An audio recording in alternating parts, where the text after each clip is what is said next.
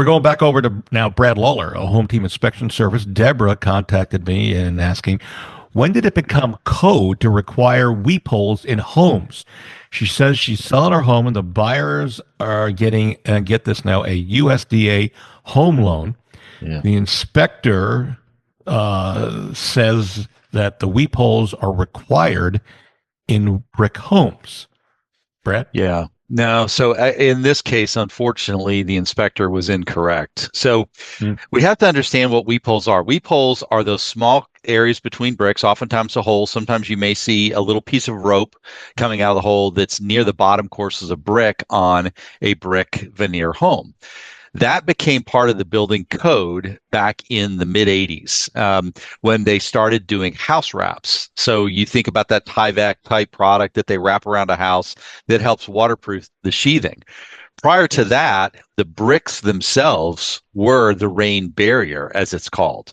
So in this case, with this unfortunate situation, the home inspector did make a mistake. He called for weep holes in a house that was never constructed to have the weep holes. So if you're living in a house that was built from 1986 on, and you see those small holes, maybe it's just a little bit of missing mortar, or it's a hole itself.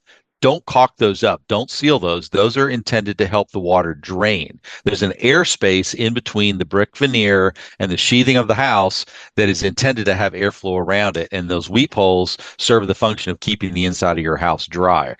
Prior to that, prior to 86, if you've got brick, then you don't want any holes. You want to make sure that the cracks are sealed up, that in particular, any mortar that's missing, you want to replace that because that is keeping your house dry. That was the intended purpose of a brick veneer, prior to 86. Right. We're seeing this more often than not, correct?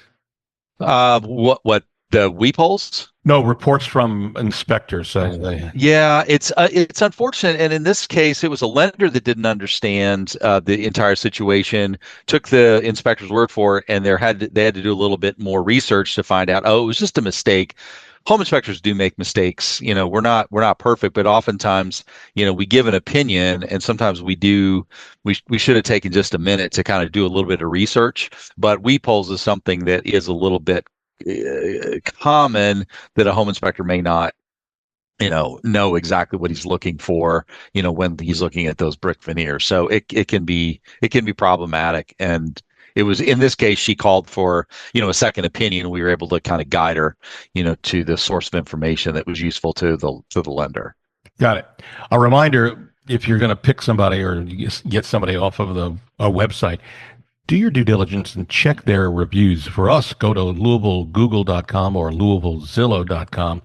We're proud of our reviews, and I think everybody should have reviews that you check before you hire somebody, so that might also be of help to you.